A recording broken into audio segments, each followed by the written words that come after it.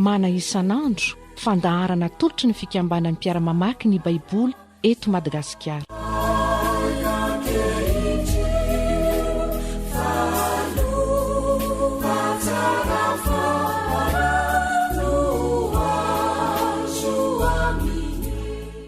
Ho aminao mandrakarivany ny fahasoavan'ny tompo, faly miarabanao indray tonga ny fotoana izay rahantsika mandinika ny mana isan'andro.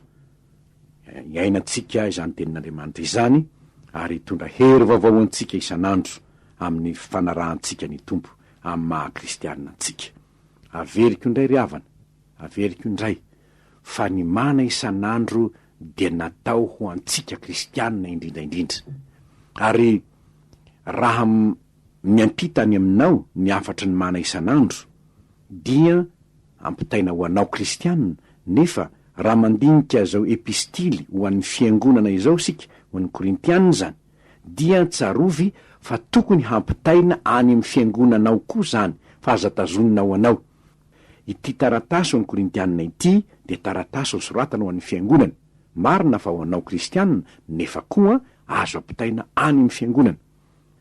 Anio ary dia andinika ny korintianina voalohany toko fahaenina isika, manomboka amin'ny andininy voalohany ka hatramin'ny andininy fa 1:10 araky ny voalahatra raha teo amin'ny karatry ny mpiara-mamaky ny baiboly sy ny mana isan'andro. Nefa alohan'izany dia mbola hivavaka aloha isika. Andriamanitra rainaiza any an-danitro, misaotra anao zahay noho ny famondramponao sy ny fitiavanao, fa manana ny teninao zahay, teny nisoratana ho an'ny fiangonana tany Korinto, nefa tena mbola antonona tokoa anay ankehitriny, satria ny fomba fiainana tamin'izany fotoana izany dia toa miverina indray eto amin'izao tontolo izao. Ny fomba fiainan'ny korintianina tsy niaraka taminao, fa korintianina jentilisa, dia hita mianaka eran'izao tontolo izao indray ankehitriny. Ary dia tsaronay fa tena tombotsoanay ny manana ny epistily ny soratana ny korintianina mba hanazava ny sainay. Mangataka aminao zay, ampio tompo, sokafy ary ny sainay ankehitriny mba handraisanay ny fampianarana avy aminao indray. Amin'ny anaranao Jesosy Tompo no anaovanay izany vavaka izany. Amen. Korintianina voalohany toko fahaenina andininy voalohany ka hatramin'ny andininy faha-1:10. Vakintsika amin'ny anaran'ny tompo zany. Ny tsy mahamety ny miady eo anatrehan'ny tsy mino. Hafatra ho an'ny fiangonana tany Korinto ity. Hodinintsika raha ohatra ka misy zavatra tokony ho raisina ho antsika ankehitriny. Andininy voalohany. Misy aminareo va raha manana ady amin'ny namany sa andeha ho tsarain'ny olona tsy marina fa tsy eo anatrehan'ny olona masina? Sa tsy fantatrareo fa ny olona masina dia hitsara izao tontolo izao? Ary raha hitsara izao tontolo izao ianareo, moa tsy mendrika hitsara izay zavatra madinika indrindra va ianareo? Tsy fantatrareo va fa hitsara anjely sika? Maika fa zay zavatra momba izao fiainana izao. Ko raha misy ho tsarainareo ny amin'ny momba izao fiainana izao, moa izay ataon'ny fiangonanao tsinitsinina va no tendrenareo mpitsara? Hampahamenatra nareo no tenenako zany. Hay, dia tsy misy olon-kendry aminareo na dia iray akory aza izay mahay manamboatra ny adiny rahalahiny. Fa ny rahalahy mandeha hiady amin'ny rahalahiny na dia ho tsarain'ny tsy mino aza. Ary ankehitriny dia kilema aminareo ny anananareo ady amin'ny namanareo. Nahoana no tsy aleo mandevitra ny tsirariny azy ianareo? Nahoana no tsy aleo maharitra ambakaina azy ianareo? Kanjo ianareo indray ny manao izay tsy marina ka manambaka na dia ny rahalahinareo aza. Moa tsy fantatrareo va fa ny olona tsy marina tsy mba handova ny fanjakan'Andriamanitra? Aza mety ho fitagnana ianareo, fa ny mpijangajanga sy ny mpanompo sampy sy ny mpakavadin'olona sy ny sodomita sy ny mpangalatra sy ny mpierina sy ny mpimamo sy ny mpanaratsy ary ny mpanao akeriny dia tsy mba handova ny fanjakan'Andriamanitra. Ary efa mba toy izany ihany ny sasany aminareo saingy efa voasasa ianareo. efa no amasininy ianareo, efa no amarininy ianareo tamin'ny anaran'i Jesosy Kristy Tompo sy tamin'ny fanahy n'Andriamanitsika. Ray masino manamasinana amin'ny fahamarinana fa ny teninao ny fahamarinana.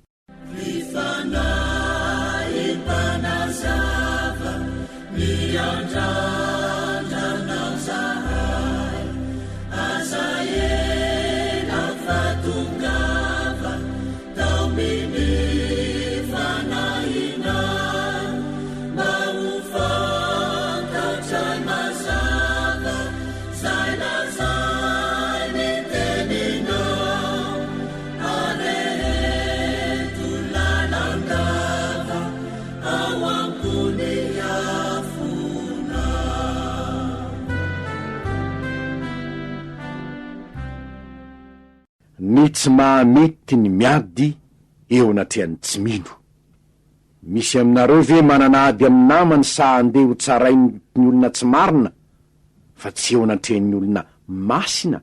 Inona moa ny olona tsy marina ambarany amin'izany ry havana? Ny mpitsara rehetra nga tsy marina daholo. Ny tsy marina ambarany eto dia ny olona zay tsy mbola no amarinina ao amin'i Kristy, ny olona ivela ny fanjakan'Andriamanitra dia tsy marina eo anatrehan'Andriamanitra satria tsy mbola no amarinina tamin'ny finoana izy. Ary reny olona reny efa eketsika fa na any ivelan'ny fiangonana aza le olona na tsy kristianina aza le olona, kanefa eo amin'ny fitondrana izy dia asaina ekena ny teny ataony, fa ny teny ataony dia mampiatra ny lalàna. Ka raha ohatra ka tsy marina lay mpitsara, ozy voasoratra eto hoe Andriamanitra no itsara azy, Andriamanitra no itsara ny any ivelan'ny fiangonana, Andriamanitra no itsara azy. Fa ny raharahany fiangonana, ny ao amin'ny fiangonana, raha ohatra ka adika amin'ny teny ankehitriny zany zao epistily zao dia ny hoe aoka tsy hitondra raharaha-mpiangonana any amin'ny tribonaly ianareo samy fiangonana, fa raha misy miady ianareo amin'ny fiangonanao aoka ianareo no andamina azy. Izany ny tena hevitra ambaran'ny Paoly eto. De tsy misy olokendry ve eo aminareo izy? Hay, de tsy misy olokendry eo aminareo na de iray akory aza zay mahay manamboatra ny adiny rahalahiny. Ny raharahany fiangonana dia tsy tokony mihitsy ho entina any amin'ny tribonaly, fa henatra izany. Henatry ny fiangonana ny fitondrany raharaha-mpiangonana any amin'ny tribonaly. Fa ny raharahan'ny fiangonana, ny fiangonana anie ny tokony hitory ny fitiavany, ny fiangonana ny tokony ahitana ny fahamarinana, ao amin'ny fiangonana ny tokony isiany tena fahamarinana, ny fahamasinana, ny fahendrena, satria ny fiangonana no fahazavan'izao tontolo zao. Izao tontolo zao ndray ve no hitsara ny fiangonana, ary adidintsika fiangonana ny mandiny tena, mba isika no hotarafy ny firenena, ny fomba fiainan'ny fiangonana, fitondran-tena ny kristianina, ny fandaminana amin'ny fiangonana tokony ho tarafiny zao tontolo zao zany, fa tsy isika indray no andeha hoe tsy mahalamina ny ady eo amin'ny fiangonana, ny korotana ao amin'ny fiangonana. Eto dia tomanambara Paoly fa averiny mandrakiriviny hoe tsy fantatrareo va, tsy fantatrareo va, tsy fantatrareo va. Zany hoe misy tsy fahafantarana angamba ao amin'ny fiangonanao, ary ny tsy fampianarana soratra masina dia miteraka fitondran'ny tena hafahafa eo amin'ny fiangonana. Ary zany ny zavatra mahonena ry havana, tsy ampy de tsy ampy ny fampianarana ny tenin'Andriamanitra ao amin'ny fiangonana, ka manjary manaonao foana ny fiangonana ary misy aza mandeha mifampitory any amin'ny tribonaly. Ry havana, fa ny zavatra zay tiany Paoly ho amafisina eto de ny korontana nisy teo amin'ny fiangonan'ny Korinto, ary de nisy rahalahy sa mitory ny rahalahiny tany amin'ny fitsarana. Tsy eken'ny soratra masina izany ry fiangonana, tsy ekeny zany, tsy tokony hisy zany. Fa iza fotsiny ihany Paoly aza nilaza hoe moa tsy fantatrareo va ho izy, fa ny olona tsy marina nie tsy mba handovany fanjakan'Andriamanitra. Ary zany aza ny nahatonga azy anao hoe nahoana no tsy aleo mandefitra amin'ny tsirary ny aza ianareo izy, nahoana no tsy aleo maharitra ambakaina aza ianareo. Eto de mampalahelo raha ohatra ka olo ny fiangonana ary mandiny tena am'izany isika kristianina rehetra, raha olony fiangonana ianao ka manambaka na mangalatra na mijangajanga na mamitaka na manina ao ny fiangonana, tena fiasan'ny satanany ianao zany.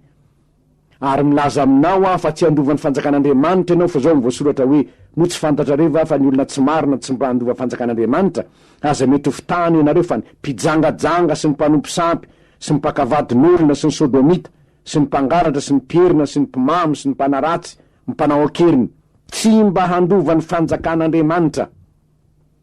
Ary tokony andiny tena isika kristianina, satria mivantanao amintsika kristianina zany teny zany. Epistily nosoratanao ny kristianina ho an'ny kristianina tany Korinto ty epistely ity.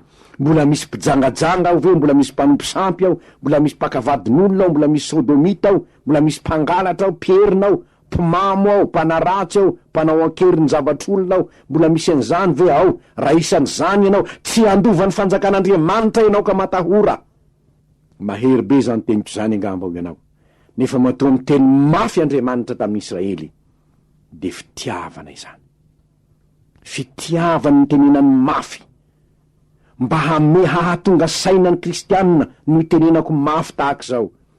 Dinio reny fiangonana misy anao hoe dinio zany, ary manomboka aminao aloha. So de ianao le mpijangajanga ao fiangonana, so de ianao le kristianina ao fiangonana manana toerana tahaka zao nefa mbola mpanompo sampy ary tsy menatra akory. So de ianao le mpakavadin'olona, so de sanatria ianao mbola sodomita zany tompo, de homosexuel. So de ianao le mbola mpangalatra any amin'ny toeram-piasana misy anao any, mpanodikodina vola amin'ny orinasana ny volam-panjakana tsy fantatro, satria mierina ianao tia arena betsaka, tia arena maloto ianao. So de ianao le mpanaratsy tsy marina, zavatra tsy marina akory de manaratsy ny namanao anao de mifosan-dranona sy ranona. So de ianao le mpanao akeriny zavatry ny namanao, zavatra tsy ianao akory de satria manam-pahefana ianao na manana fomba azahoana manodikodina zavatra tahaka zao ianao, de miaina am'izany ianao efa ao amin'ny fiangonana. Ry fiangonan'Andriamanitra tokony andiny tena isika, ary andiny tena tsirairay ny kristianina. Tokony andiny tena ny kristianina tsirairay.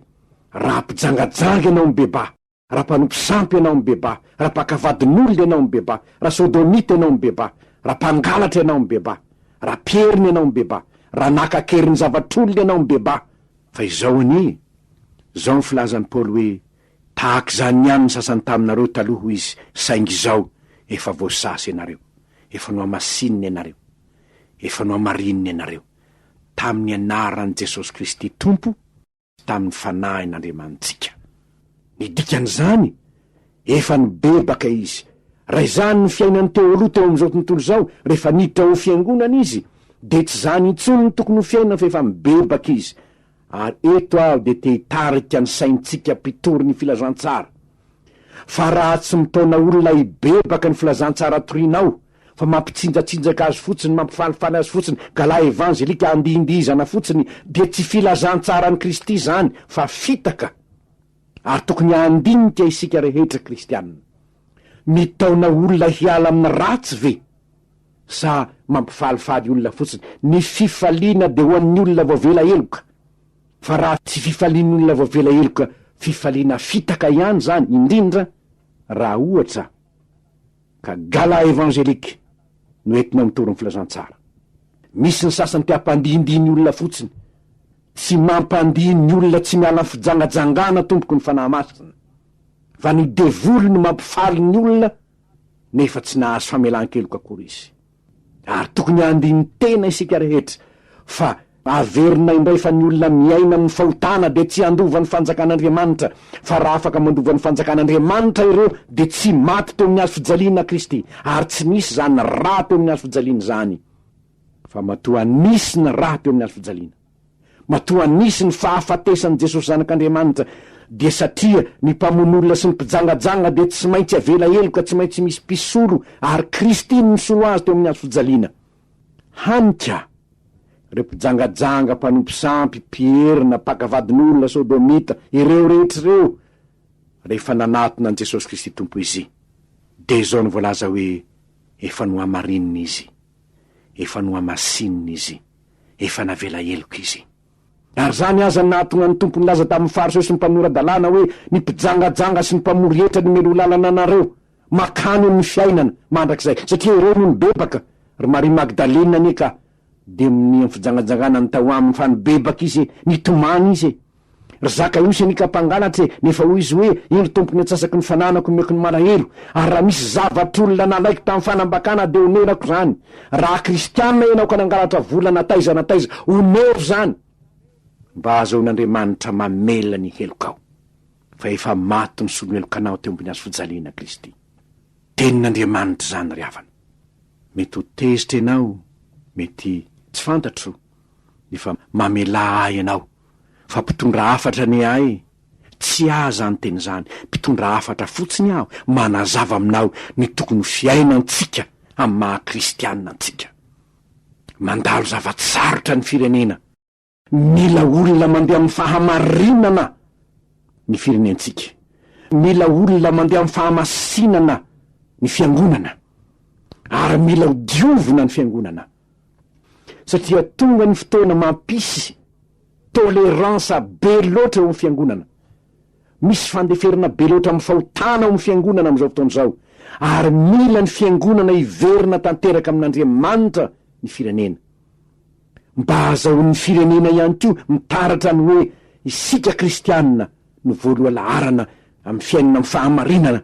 Ary anao ahoana reny fifalintsika, anao ahoana ny fifalintsika hahita ny fiarenany ty Madagasikara ty amin'ny toepanahy araka n'Andriamanitra, satria miarina ao amin'ny toepanahy araka n'Andriamanitra ny fiangonana ny kristianina.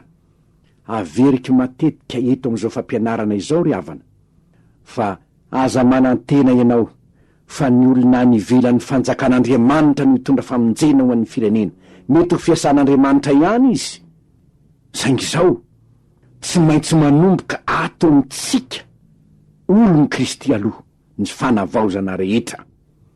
Fanaovany ny 310 aza ny lalam-panorenana, kanefa tsy ho ajaina tsinona satria na ny kristianina aza tsy manaraka ny fahamarinan'Andriamanitra de tsy hisy ninninona akory zavatra azo antenaina. Amin'izao fotoana izao de ny hoe fampihavanana ny olona amin'Andriamanitra.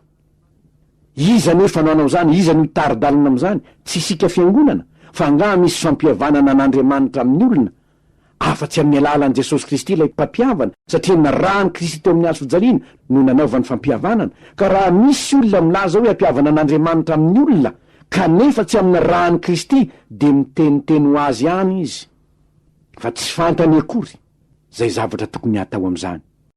Raha mbola hitoetra ny fijangajangana sy ny alatra sy ny fitenenany ratsy sy ny fanaratsiana sy ny karazany, ady lahy isan-karazany sika tsy mihavana ane zany, ary tsy afaka hihavana amin'Andriamanitra isika raha tsy amin'ny alalana rany Kristy.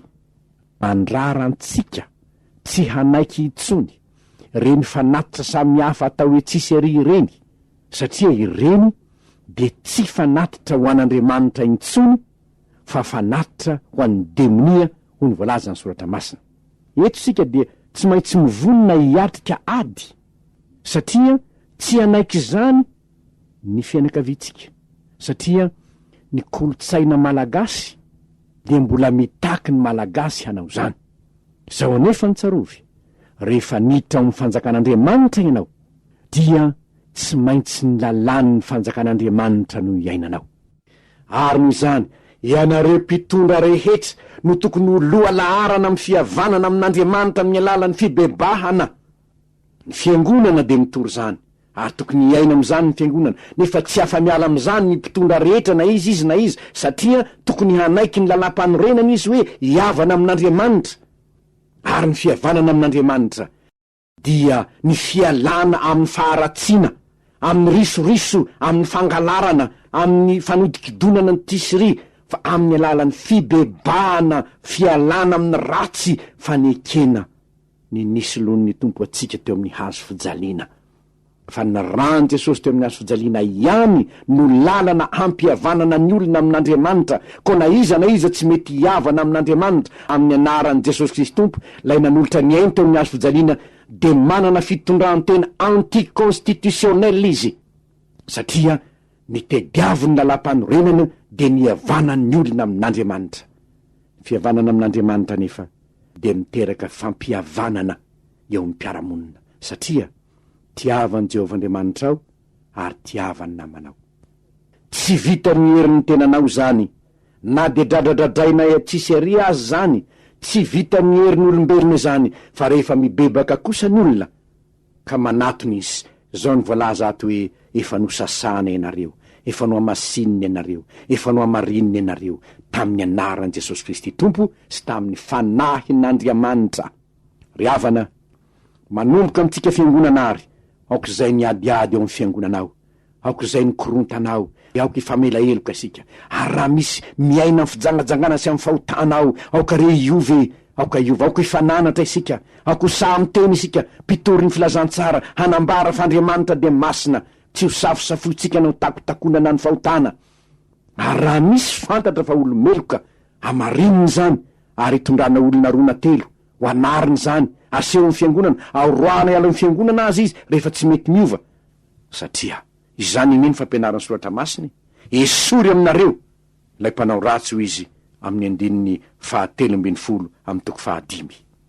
Ingany ery kristianina malala, hahatonga sainantsika izao famakafakana ny epistilo an'ny Korintianina izao, ka hiova ny fiangonana, ho tonga fiangonana tena fahazavana zao tontolo zao, satria miaina amin'ny fahamasinana sy ny fahamarinan'Andriamanitra ny kristianina ao anatiny, ary mitondra zany fahazavana zany eo amin'ny fiarahamonina izy mba ho fahazavana zao tontolo zao sy ho fanasin'ny tany. Ho an'Andriamanitra ny eny voninahitra. Ivavaka isika.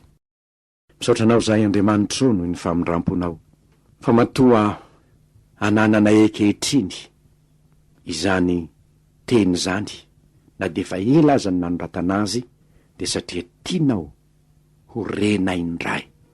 Mangataka aminao Tompo, miangavy anao, tsy andalo foana aminay eny reny teninao reny, fa ho tena hitondra fanavaozana ho an'ny fiangonana, mifona mivaly milela-paladi Jesosy eo, mamindra fo amin'ny fiangonana kristianina eto Madagasikara ianao.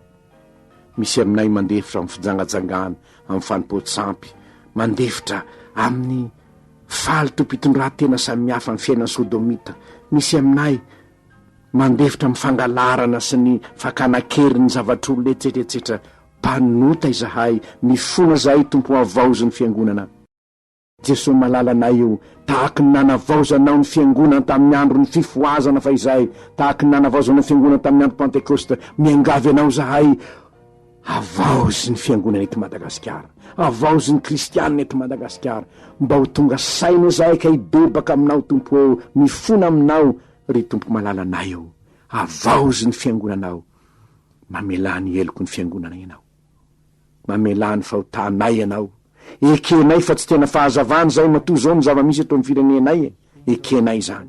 Ary zahay ny tompon'andraikitra voalohany amin'ny mahafiangonana anay, mifona zahay, mamelany eloka ianao, mamelany eloko ny mpitondranay koa ianao, satria manonona ny anaranao ny mpitondranay, nefa ndraindray Andriamanitra mifanohitra amin'izany fahalalànanao zany, ny fitondrany tenanay, mifona aminao zahay mamindra fo, fa manomboka hatramin'izao Andriamanitra mivavaka izahay, na ny mpitondra fanjakana, na ny fiangonana, na ny kristianina, na ny vahoaka malagasy rehetra, mba hiverina tanteraka aminao, iekoka aminao ka ho anao ny Madagasikara-nay, angatahanay amin'ny anaran'i Jesosy Tomponay zany, ry Andriamanitra rainay eo, satria ho ianao hoe na inona angatahanareo amin'ny anarako ianao Jesosy Tomponay, dia ho azonareo zany, mba ho voninahitra ao Andriamanitra eo, dia ho anao rery ihany, midera, milaza hatramin'izao sy mandrakizay. Amen.